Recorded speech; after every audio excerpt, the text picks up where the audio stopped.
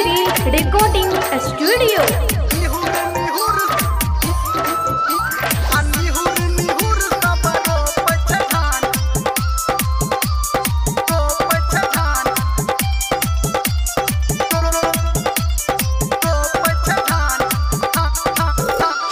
उमरल खेत के जोत किसान आ निहुर निहुर सब रोप धान।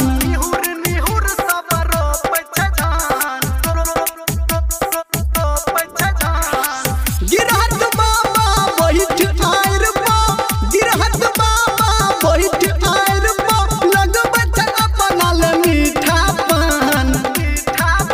यो उमरल खेत के जोत किसान आ निहुर निहुर सब रोप धान। आ उमरल खेत के जोत किसान आ निहुर निहुर सब रोप धान। आ उमरल खेत के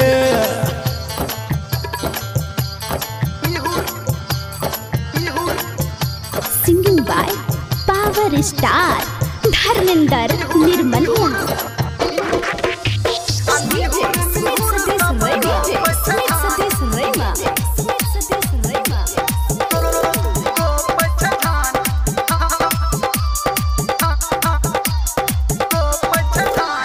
गाम वाली काकी देखू पाही लगाबै छे, भोग तर भौजी खूब मुस्काबै छे।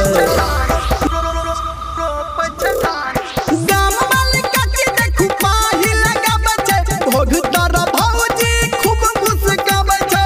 आटी लगे दौड़ल छोटका जवान, छोटका जवान आ निहुर निहुर सब रोप छे धान। आ उमरल खेत के जोत किसान आ निहुर निहुर सब रोप छे धान।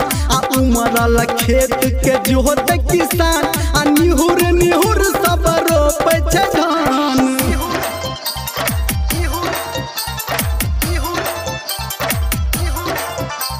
अभी आप सुन रहे हैं सावरिया म्यूजिक।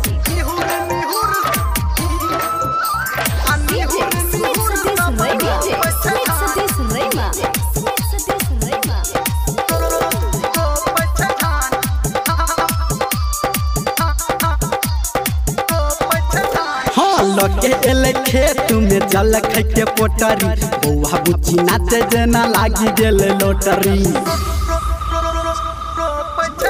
यो लगे एले खेत में जल खाई के पोटरी, बौआ बुच्ची नाचे जेना लागी गेल लोटरी।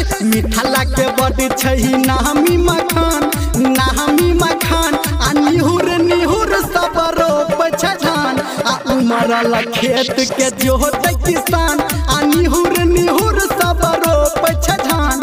आ उमरल खेत के जोत किसान